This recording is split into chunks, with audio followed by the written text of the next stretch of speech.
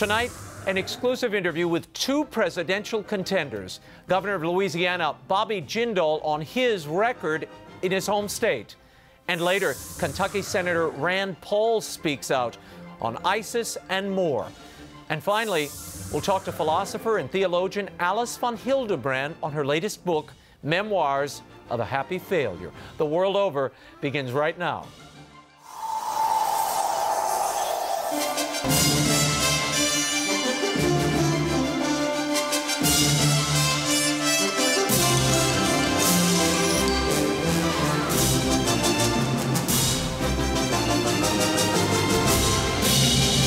Now, from Washington, D.C., Raymond Arroyo.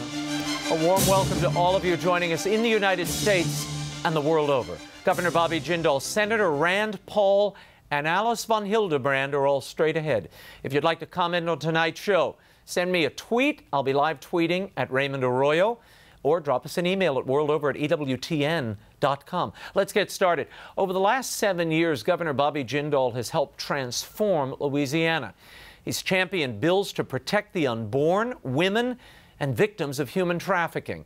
He's presided over a remarkable turnaround of public education in his state. And he's also made headlines by cutting Medicaid funding to Planned Parenthood. Tonight, we bring you an encore of my interview we sat down several months ago before he entered into the presidential fray. Here's my interview with Bobby Jindal.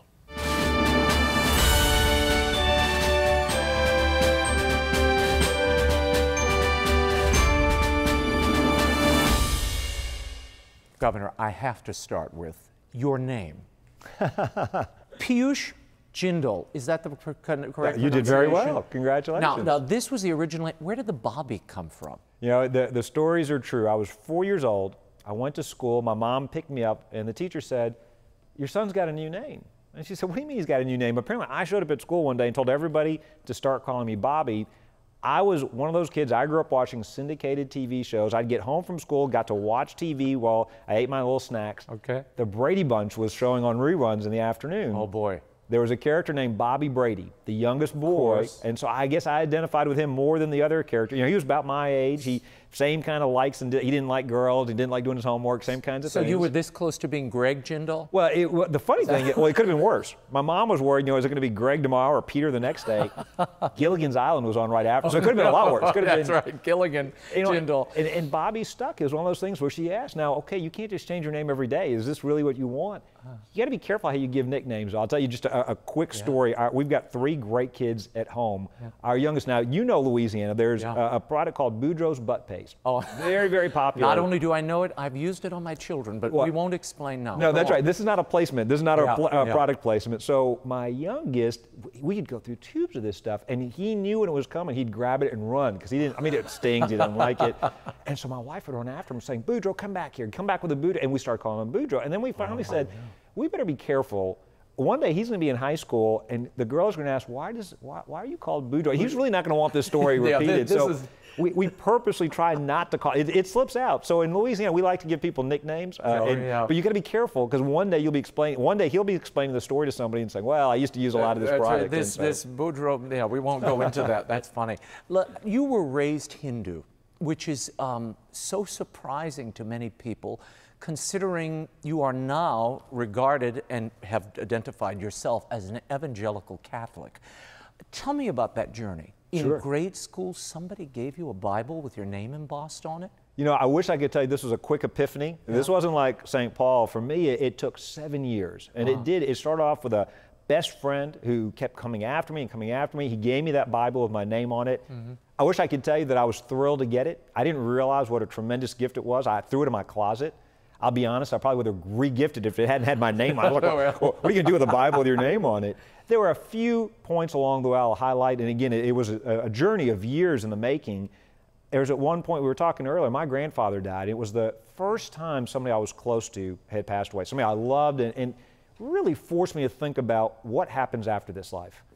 Never thought about that. You know, as a child, I never thought about death and whether there's a heaven and how do you get into heaven, and do you buy your way into heaven? Do you earn your way into heaven? And so I started reading that Bible. I started praying.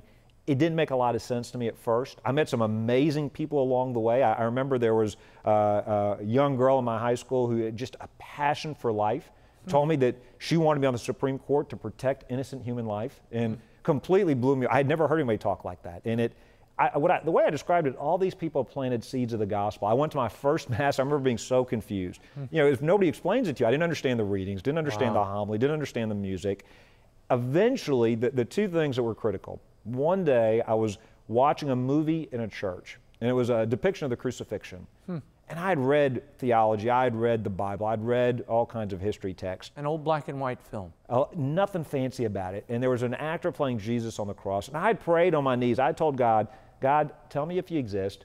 If you exist, tell me how to worship you. If you answer me those prayers, you'll have blessed me beyond anything I could ask you for. It was almost like I was making a deal with God. It's like, give me this and I'll stop bothering you. And I saw this movie. And when I saw the actor playing Jesus being crucified, for the first time it hit me. It just hit me, that's really the Son of God. And he's dying because of me. I'm talking Bobby Jindal personally, not for billions of people. If it's my sins that put him up there on that cross. How arrogant for me to do anything but get on my knees and worship him. Started meeting with the youth pastor every day, started reading the Bible again. It meant the words jumped off the page. You're still in high school or you're in college? This is my summer after my junior year of high school. Okay. I accepted Christ. I couldn't really, because of my parents, I really couldn't start going to church until I went to college. Started going to Mass every day, not just every week, but every, I was so, you know. And why Mass? I mean, because early on it was a lot of evangelicals. You later got involved with Campus Crusade for Christ. What was it about Catholicism that drew you? Was it the Mass? Was it the ritual? I'd love to give you a profound answer to this. Here's a simple, honest truth. A pretty girl made me promise to go to Mass, and so I was about to say there was an allurement here somewhere along the way. So I went to Mass, but once I got there, because you're right, I accepted Christ in a non-denominational setting in a church in Baton Rouge on the LSU campus. College was the first time I really had the freedom to go to church. I used to joke in high school, I was the only kid sneaking out, telling his parents he was going to a party so he could go to church. And so I get to college, start going to Mass every day. I did join a number of these other groups, and there was something so beautiful, even if I didn't understand it at the time. And I read about it, there was something so beautiful about the Mass, about the sacraments, about the tradition. And I'll tell you a key moment.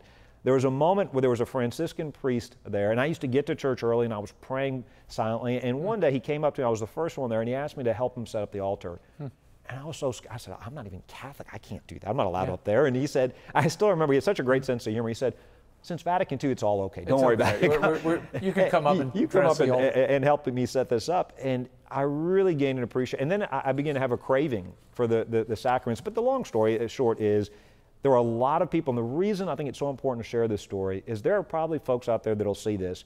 Maybe you've got a child that's left the faith. Maybe you've got a colleague, a friend, somebody at work, a relative who's never known the faith, and it's easy to get frustrated. It's easy to think, well, this is never going to happen. It took me 7 long years. There were people that gave up on me, people that were frustrated with me. There were people that kept planting those seeds of the gospel, people I never knew who were praying for me. Look, with God, anything is possible. And so my encouragement to viewers is, it made no sense for me to accept Christ, to become Christian, to become Catholic, except for His grace. So whoever that is in your, because we all have folks like that in our lives, whoever that is in your life that may be frustrating or you may be worried about, keep praying, keep planting the seeds. You never know what God's going to do with them. I want to talk about how much your faith informs your job now. This obligation to care and for the well-being of the people of Louisiana.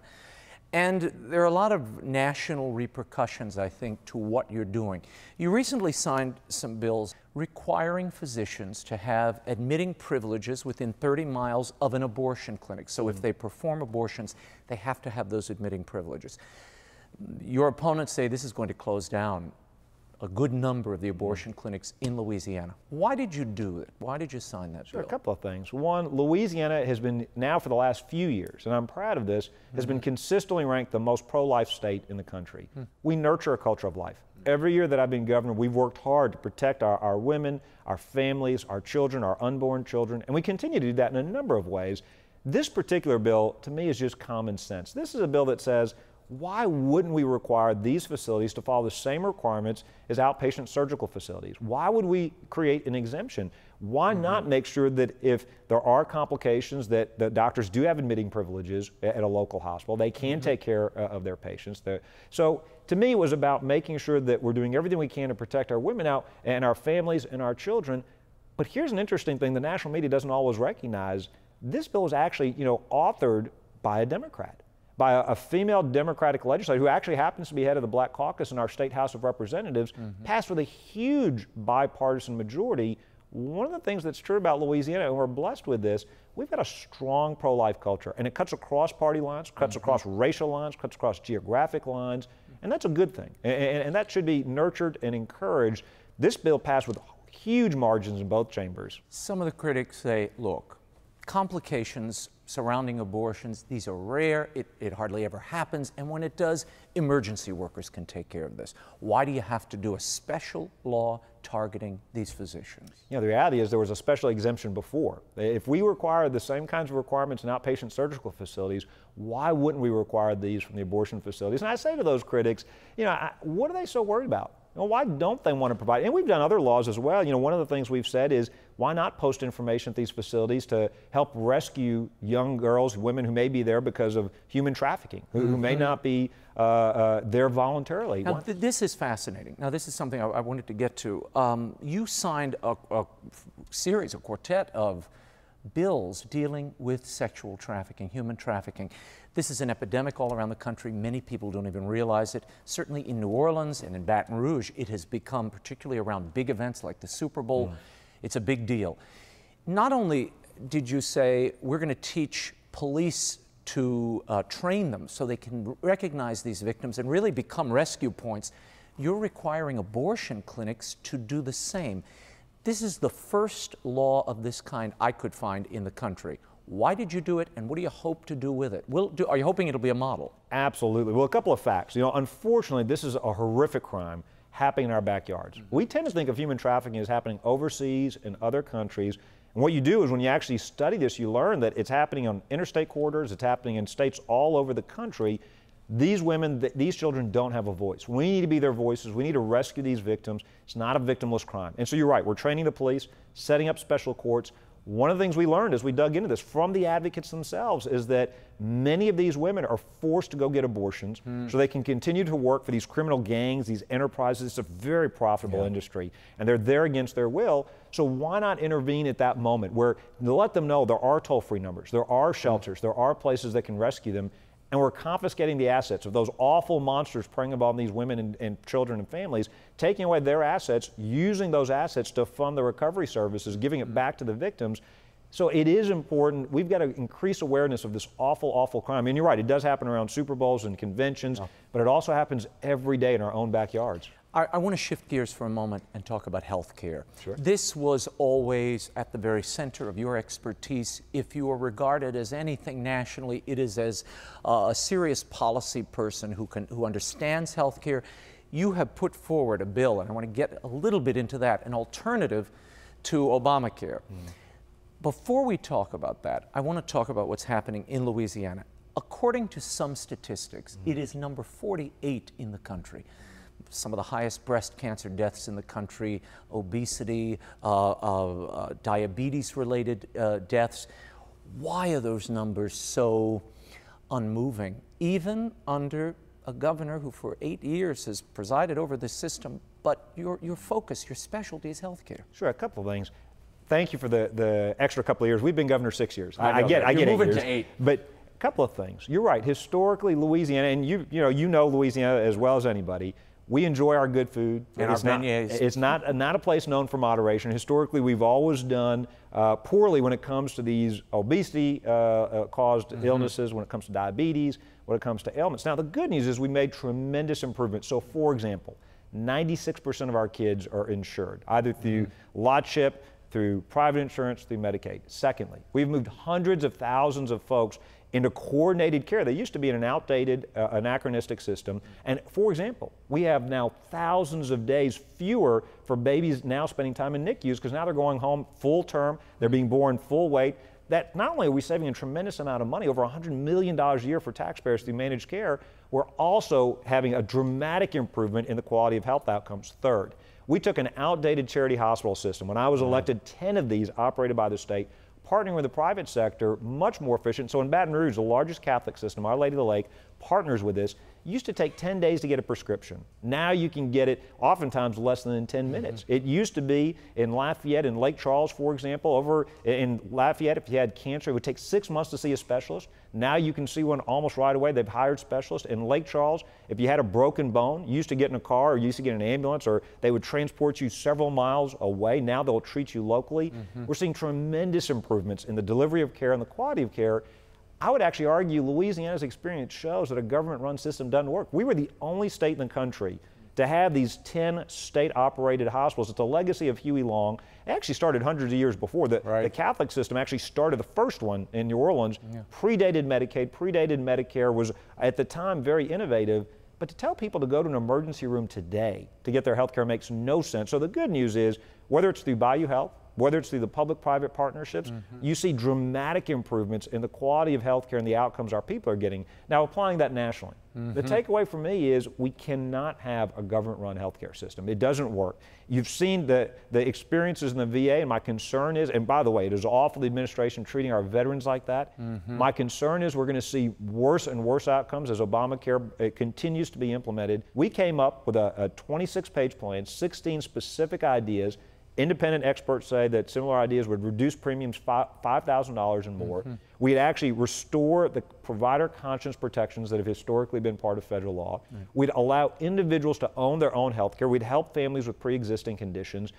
In Block other words, grants for Medicaid. Well, global grants, so that there are still, it grows by population and grows with inflation, but there's accountability. Right now, states there's no accountability really in Medicaid. As time goes on, the predicate of your plan is the repeal and replacement of Obamacare. As time goes on, is that a credible predicate?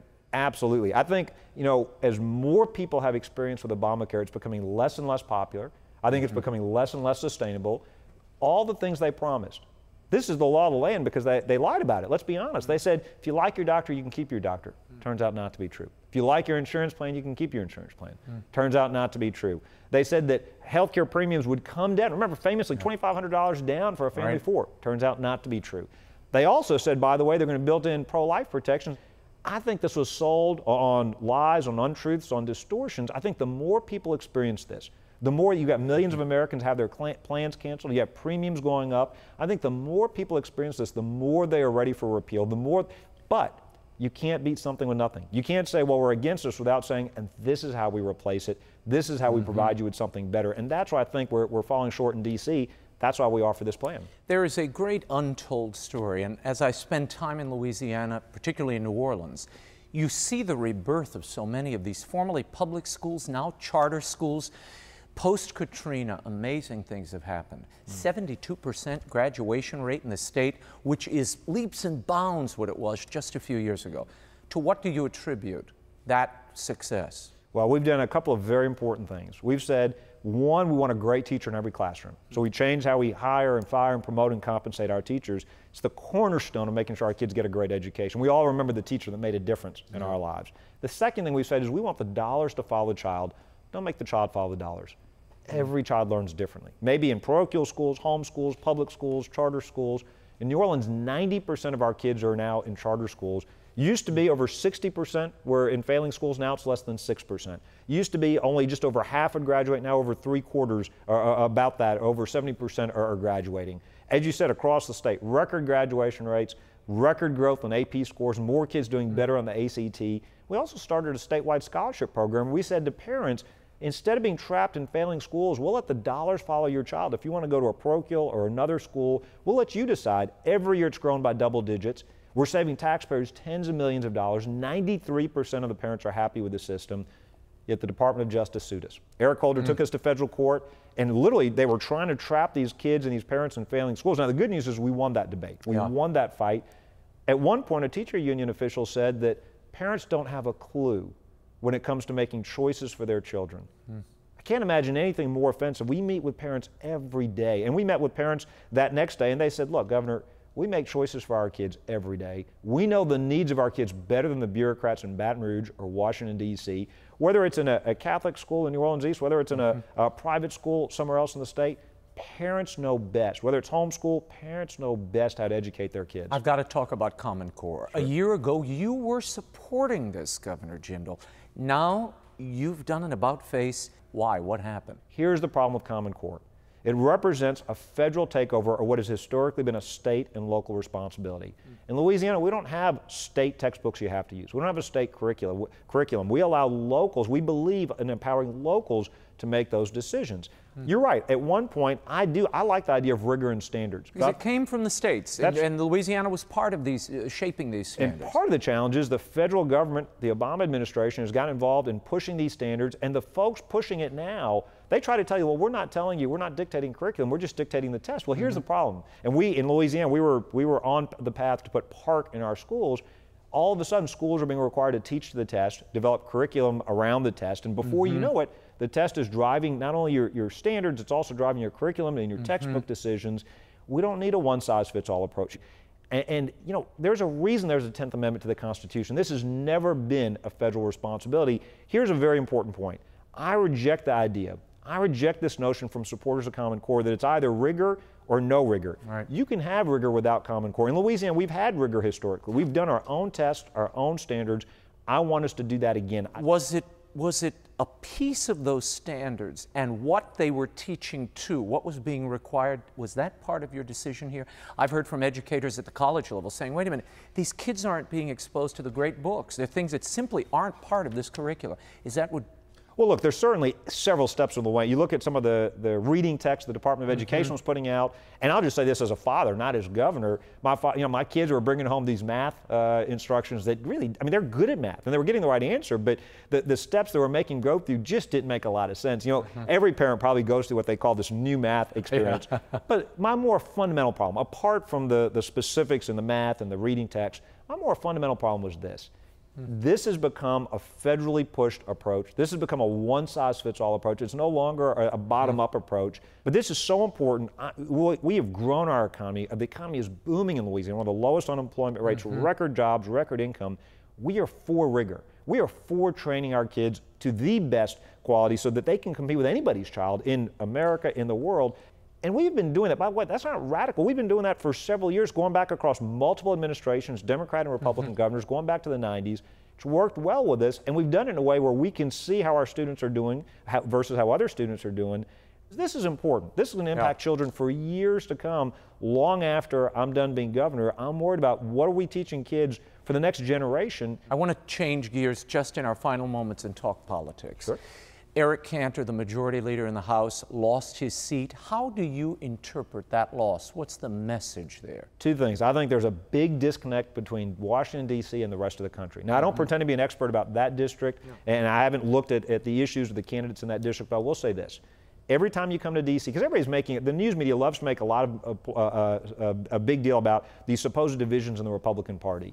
I think the real divide is between America and D.C. When you come to D.C., they tell you can't do anything. They say, well, you can't balance the budget. You can't cut spending. You can't do term limits. You can't reform entitlement programs. We can't grow more than 2% of the economy every year. We can't have a strong foreign policy. We can't stop the decay in our culture. And I think the rest of the country is looking at this and going, $17 trillion of debt.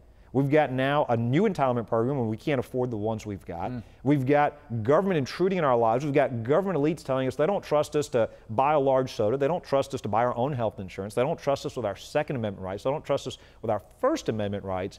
Enough's enough. But we don't just need incremental change. We need a wholesale takeover of D.C. We need folks that are interested in making big changes to our country. I'm an optimist about this great country. I think our best days are ahead of us, not behind us. And so we need somebody who's willing to get up there and say, you know what, America, we're a young country. We can do better than 2% economic growth. Growing government programs isn't the answer. One of the issues, and I know we don't have a lot of time, but one of the things I hope that also is a debate of an issue of central importance is this whole assault on religious liberty. We see it from our government, from the administration. We see it in society. It's not just the Hobby Lobby case. America didn't create religious liberty. Religious liberty created America. We must never forget that. I think it's going to be one of the increasingly important issues, not only in the courts and the legislators, but in modern society today. Governor Jindal, thank you so much. Thank you for having me. When we return, he's made headlines for his filibuster against the NSA, his independent views on foreign policy, and most recently joining the call for defunding Planned Parenthood. Up next, my exclusive interview with Kentucky Senator and GOP presidential hopeful Rand Paul, when The World Over Live continues. Stay right there.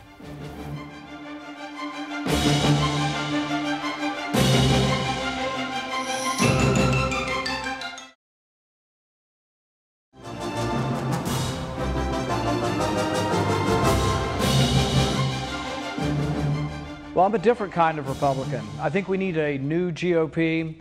I'm a Republican who actually is leading Hillary Clinton in 5 states won by President Obama. Why? Because I have been going places Republicans haven't been in years. I've been to Detroit, Chicago, Philadelphia, Ferguson. Welcome back to The World Over. This past June, I sat down with Kentucky Senator Rand Paul here in D.C. The maverick lawmaker discussed the battle against ISIS, how his faith affects his governing style, and would he support a constitutional amendment to protect traditional marriage should he become president? Here's my exclusive interview with Senator Rand Paul.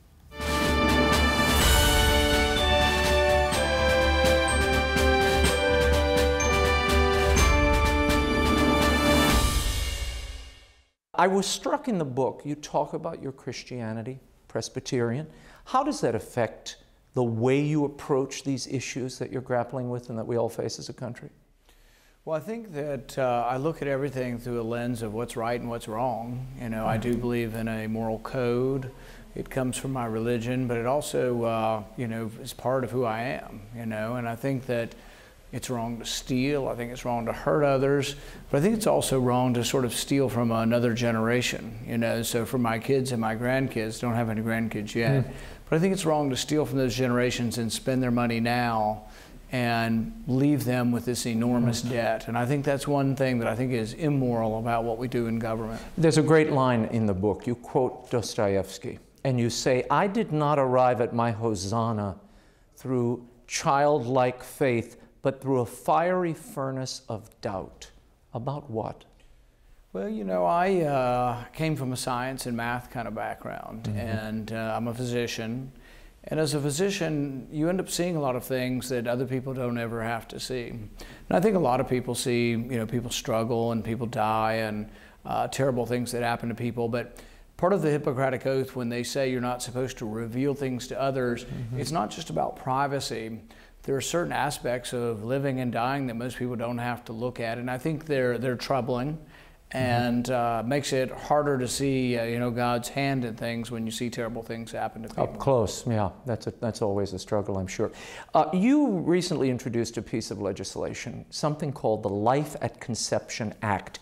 It invokes the 14th Amendment. To what end? Well, I think the goal is to drive the debate about when life begins. So many people, I think, are flippant about it, really on both sides. And we end up having people who, you know, and I had this debate with Debbie Wasserman Schultz over this. When does life begin? You know, I'm an ophthalmologist, and so I examine little babies in the neonatal nursery. Sometimes they're only 1 or 2 pound babies, and we examine them to try to prevent a form of blindness that is treatable with a laser or, in the old days, with a freezing treatment. But this 1 pound baby, once it's born, everybody says, well, that baby has rights. Whether you're liberal or conservative, everybody thinks that the state can intervene to protect anyone from aggressing against that individual. Right. But my question to Debbie Wasserman Schultz was, well, what about a 7 pound baby a week before birth? Does that baby have any rights? And she said it was completely between their doctor and them. And it's like, well, not if it's alive. So we really should have this debate. And we get trapped by the other side, the liberals who always want to talk about the very beginning of gestation. Right. And I think it's important to talk about and make them express their opinion that a 6, 7, 8 pound baby has no rights. But I believe for religious and scientific reasons, though, that life begins at the beginning. Otherwise, we just keep finding, you know, an arbitrary, we find an arbitrary time. And the thing is that I think the other side needs to say why life isn't there in the 3rd trimester, make them take up the difficult argument and begin there. But I think, frankly, as science has changed, when I was in medical school, it was very difficult for a 28 to 30 week baby to survive, and now it's a 26-week baby, or sometimes even a 22-week baby survives. I want to talk about foreign policy, something that you have really distinguished yourself, particularly in this Republican field. Let's talk for a moment about Iraq. We have Donald Rumsfeld coming out and saying it was unrealistic to try to bring democracy to Iraq, but yet here we are. And the president is about to send 400 more people in to train the Iraqi fighters. A wise move?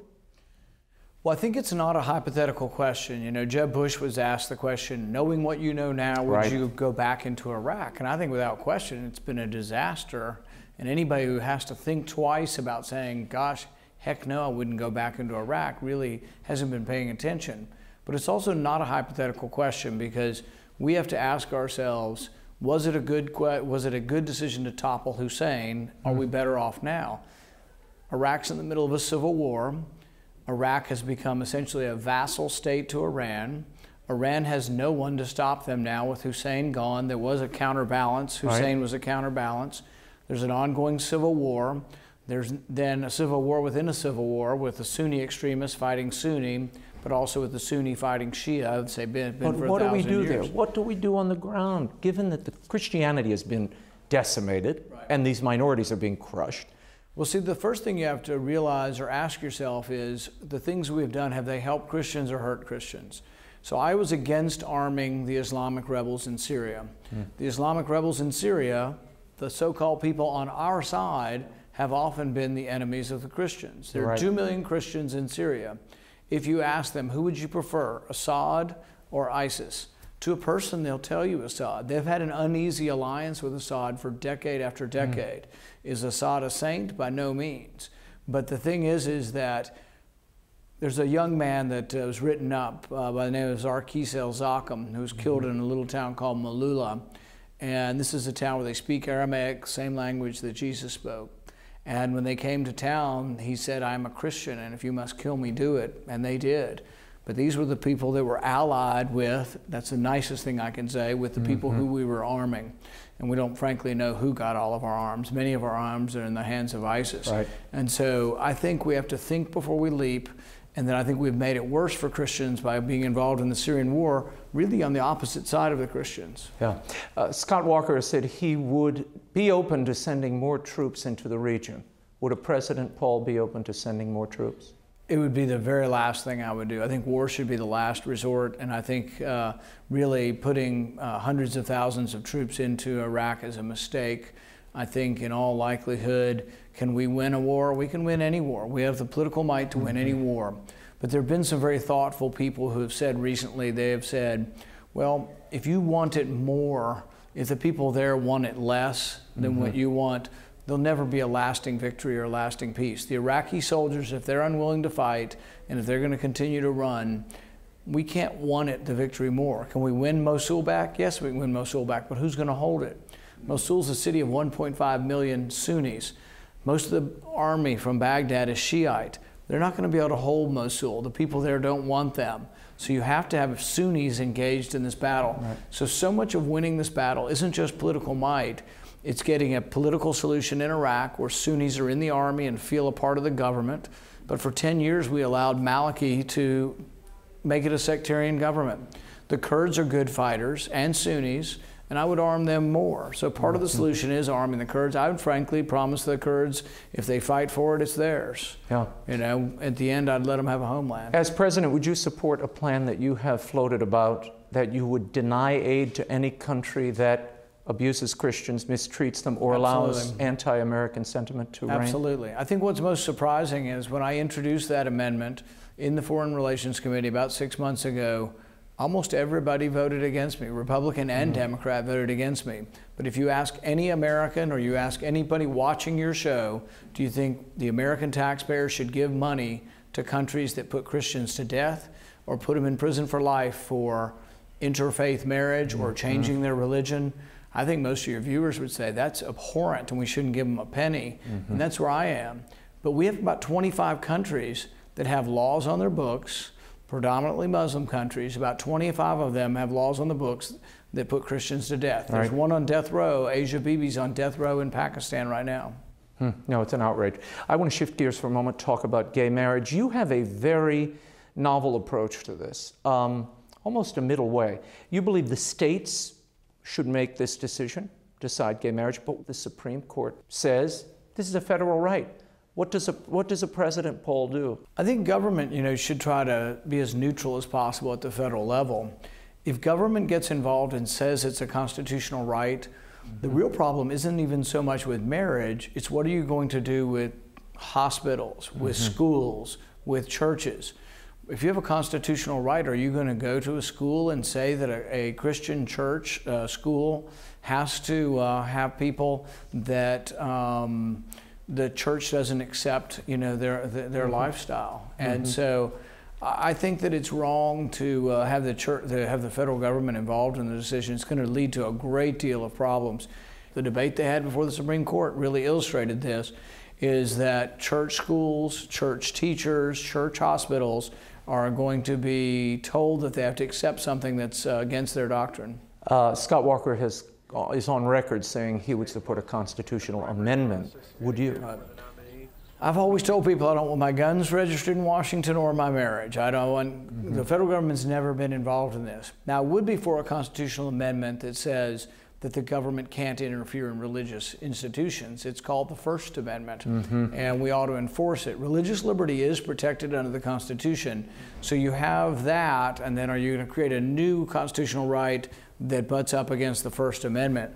And that'll be the real question as to how this shakes out. But I'm not for the government coming into the church. Absolutely not. I'm not for the government coming into church schools or church hospitals and telling them what to do. You had an amazing filibuster a few weeks ago about this whole NSA question of collecting data, and you really ended up containing their ability to collect this data and store it. Here's the question now.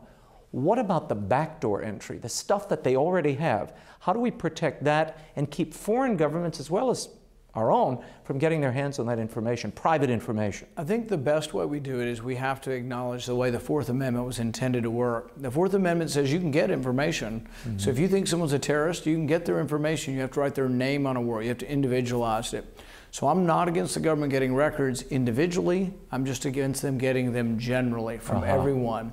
So a general warrant or a non-specific warrant was really one of the leading reasons why we fought the revolution.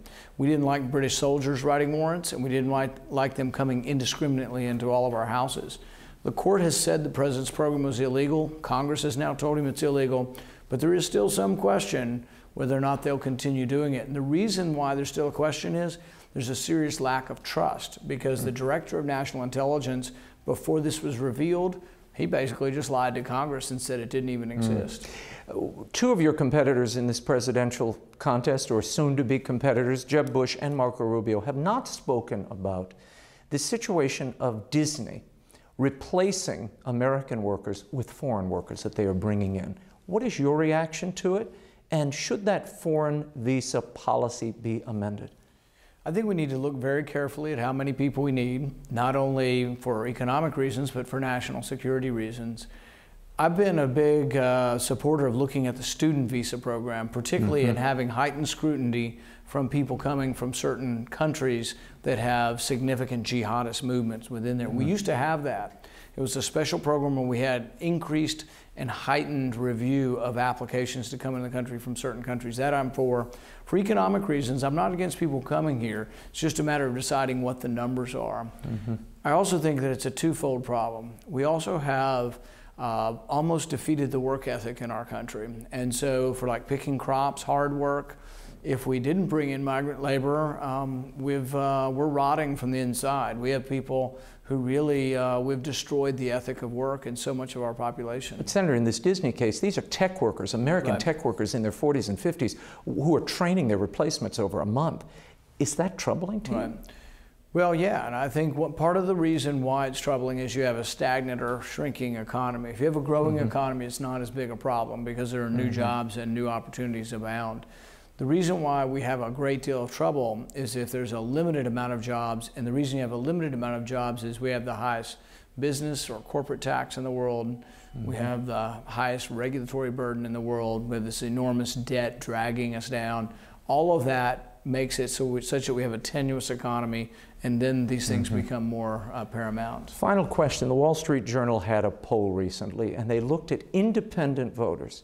You are beating Hillary Clinton by almost 10 points among independents, And in the Republican field, you're in the very top tier. Why is that happening? And why is this establishment in the Republican Party so opposed to a president poll possibility? I think it's one of the extraordinary strengths we have, and that is that if you poll me against Hillary Clinton in the battleground states, the purple states, right now we're beating in 4 of them: Colorado, Iowa, Pennsylvania. No one's beaten the Democrats on the Republican side in Pennsylvania in 20 years. Why are you breaking through? Yeah, I think it's the liberty issues. It's the issue of privacy, which attracts a lot of young people. I've been working on criminal justice reform for a long time. I think that the war on drugs has disproportionately put people of color in jail, and I've been taking this message everywhere. I also believe in economic opportunity for those who live in poverty. I've been to the south side of Chicago, I've been to Philadelphia, I've been to Ferguson with a message that I want to bring people up out of poverty by leaving more money in their community and not taking it, sending it to Washington, running it through the ringers, and then giving them a pittance back. I want to leave significant amounts. I would leave billions of dollars in the economy.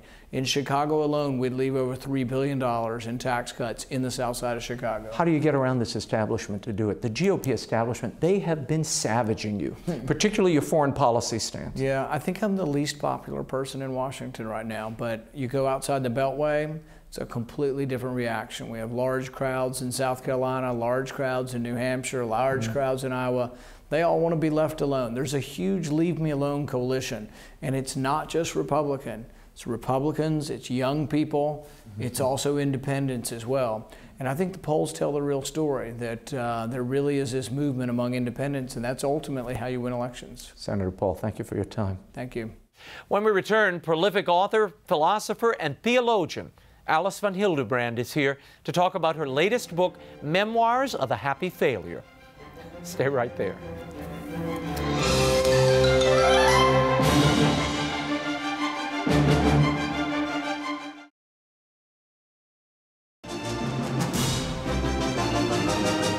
Now, once again, Raymond Arroyo. Welcome back to The World Over. My next guest is familiar to EWTN viewers, but you may not be familiar with her personal story. She escaped the Nazi occupation of Belgium with her family, coming to New York in her teens. She later became the wife of one of the greatest Catholic philosophers of the 20th century, all of which is captured in her new memoir, Memoirs of a Happy Failure. Here's my exclusive interview with Dr. Alice von Hildebrand. Lily, you call your book Memoirs of a Happy Failure. Now, why are you a failure? Because I'm both happy and a failure. So the title is absolutely perfect. You know, let me explain to you that it's quite accidentally that I entered Hunter College. I've been turned down by Catholic colleges because they wouldn't take women to touch philosophy. It wasn't right. No, from day one, I entered a world that was totally foreign to me. Not only the language, but the culture, the education, the manner, the language, whatever you please. And I fell absolutely like a fish out of water. Now, for some reason, God wanted me there. And even though subjectively, when I left the classroom, I said, "You're a failure," students were responsive to me. Now, this might be because of the fact that I was a curiosity, and number two, because deep down, all of us, whether they know it or not, long for God. And all these kids had been fed on relativism and subjectivism. And say 90% of my students came to my classroom convinced in science you get knowledge, in philosophy you get opinion. And a student would say to me, "Why should your ideas be better than mine?" And I said, "Well, suppose that they're true." "What do you mean by truth? It doesn't mean a thing." Absolutely. No, the question is, what they taught me is that terms of truth which are neutral, you don't care. And I mean, suppose I say 2 + 2 is 4. Nobody's going to say, "What a shock." It was a terrible shock for me. But if you say you have an immortal soul, this upset many of my students to such an extent they fought tooth and nail to defend it. Now, one day, a student said to me that was an eye-opener. We battled back and forth, and he wouldn't give me peace. And when he left the classroom, he said, "The worst thing that could happen to me if you convince me that I have an immortal soul, because then on my deathbed I'll be held responsible for my lifestyle. No, they taught me something. They're sensitive truth. That is to say, those affect my life. And if they affect me in a fashion that I don't like, challenging me to change in this very moment, you will reject it and find arguments against it. Your colleagues were not happy with you at Hunter's College. You know, for some strange reason, I was extremely popular with the students, but all my colleagues rejected me because I was going against, I mean, one of them was an outspoken communist, another one was a follower Catholic, another one was But Lily, as I read the book, as I read the horrors you go through, 11 years before you even get tenure. 13. 13. And you're cross-examined by your colleagues and the dean without even notice. Why didn't you leave? Why didn't you go to a Catholic college? Why didn't you apply to a Catholic university or some other, at least more welcoming place? I tell you why. Because even though it was hard work, one day I had a feeling of mission. And I had the feeling of mission from the very beginning when I was teaching the veterans in the Bronx. I was a young girl of 24. I was a foreigner. My English was still sort of, you know, I was spoken French for 6 years and very little English. And at the end of the semester, I had not mentioned God. And the students sent me a note, a scribble, saying, when I enter your classroom, I had left church, I'm going back. I was overwhelmed. I went on my knees and I said to God, that is your work. And so therefore, I felt that I was an instrument in God's God. I always entered the classroom with a feeling of fear. I always left it with a feeling of gratitude, because at the right moment, for some reason, I'm doing this. And then, of course, don't forget that my background is French. Right. And I'm very quick. I want to get into your background, which I was totally unaware of.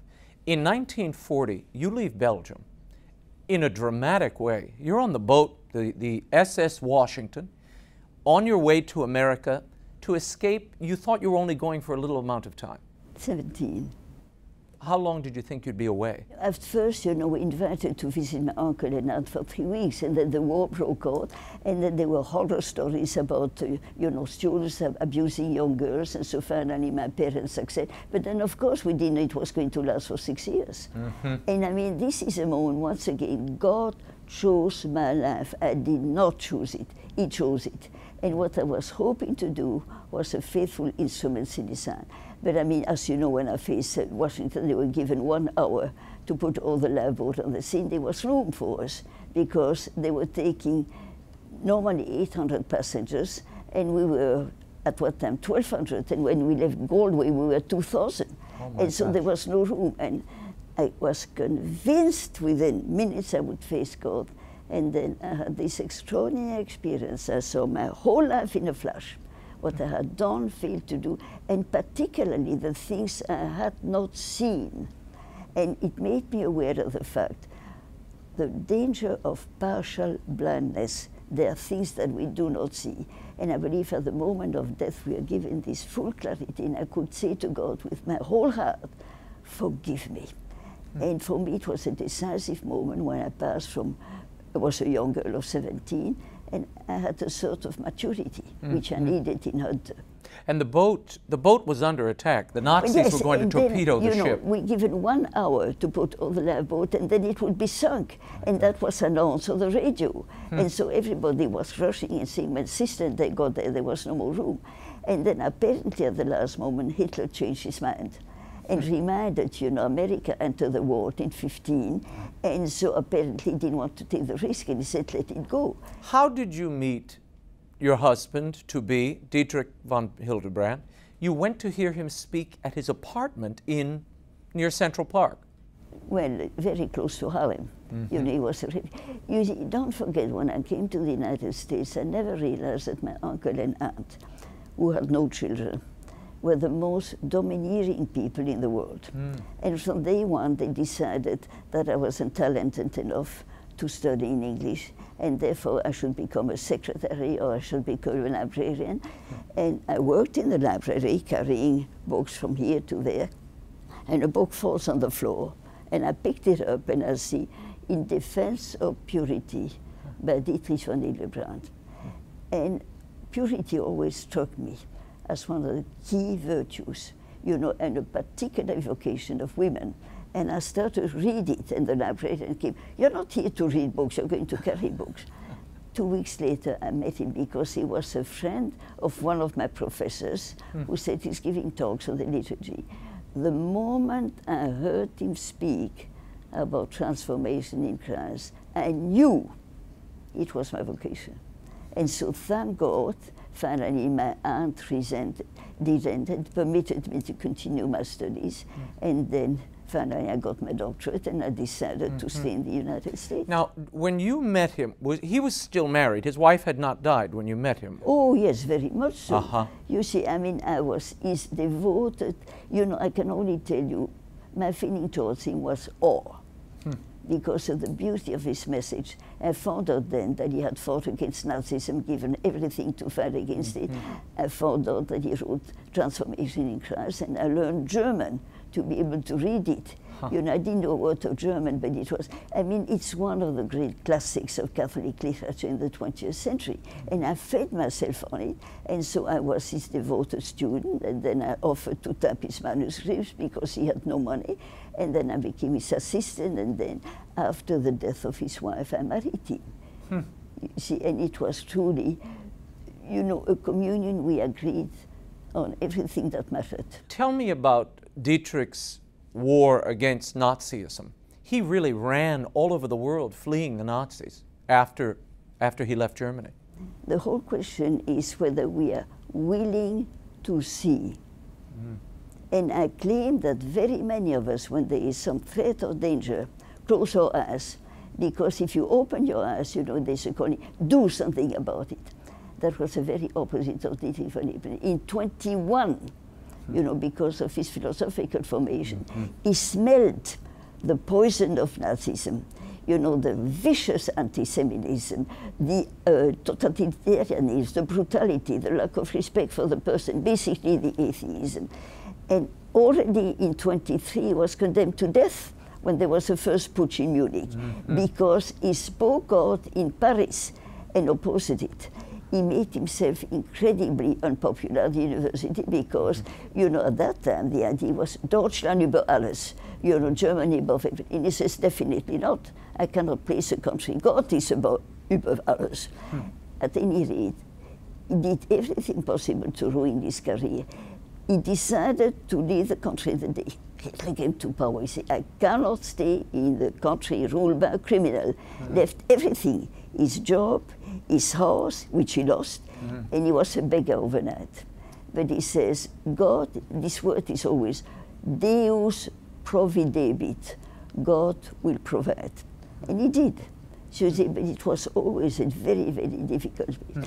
And then when he went to Vienna and founded an anti-Nazi magazine that was financed by Dollfuss. Then Dollfuss was assassinated by the Nazis and replaced by someone who was for peaceful coexistence. And I mean, from this moment, the chief of police called him and said, you're on the list of people the Nazis want to assassinate. Now, my husband was in a way the macho type. He didn't like fighting, he loved peace. And he said, I never feared for one moment because I knew I was doing God's job. And he escaped the Nazis until he came to the United States.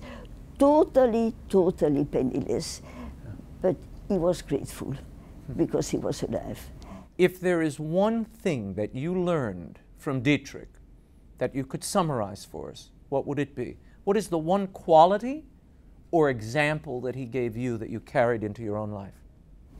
To listen to the call that God gives you. Have the courage to hear it, because many of us become deaf when God talks, because he's always asking us.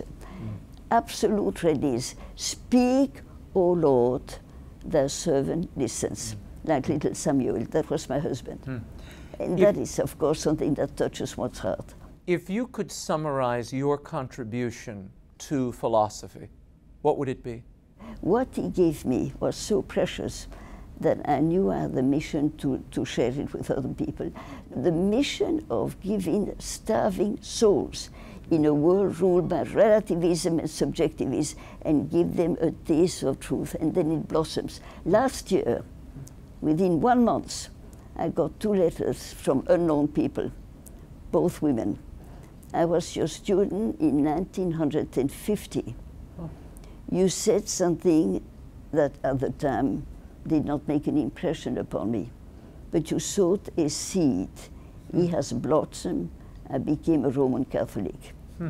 Another one, 2 weeks later, from 160, I was your student. You said a word, it has blossomed in me. I want to thank you. I and my son have become Roman Catholics. So all that God has asked us to do is to communicate the precious gold of His truth. And then people, you know, I was a sheer instrument. I was conscious of the fact that I had nothing to do, but God took me by my hair, placed me in the lion's dance, and gave me the strength to do it.